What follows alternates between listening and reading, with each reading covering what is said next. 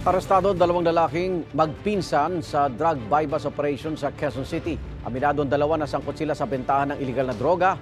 Dahil sa pulisya ay tila naging family business na. May unang balita si James Agustin. Sa loob ng isang bahay sa Barangay Bagong Silangan, Quezon City, inaresto ng pulisya ang magpinsan sa ikinasang drug bypass operation.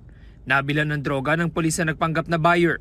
Ang target na 44 anyos sa lalaki at kasabot umanong 28 anyos sa pinsan niya. Simula nung makulong yung kapatid nitong ating suspect last January 2025, siya nagpatuloy sa kanilang negosyo dyan sa lugar nila. Lumalabas ng family business kasi kapatid niya to eh. Tapos yung isa pang nahuli is supposedly first cousin niya. Nakuha mula sa mga sospek ang nasa 200 gramo ng umano'y shabu na nagkakahalaga ng mahigit sa 1.3 million pesos. Sa imbestigasyon na pag-alaman na nanggagaling ang droga sa Cavite.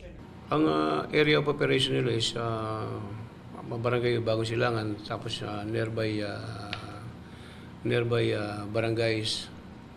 So ang modus nila ay nagpapa-consign sila. So nagpapakuha sila weekly basis yung bayad.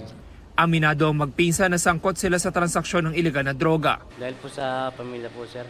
Kasi po yung asawa ko, sir, mild stroke po. Bali, pinapadala po sa akin, sir. Nandito na po ako eh. Tanggapin ko na lang po to. Pero minakuha ba nito kasi? Meron naman po. Nagbibenta po ba yun? Opo.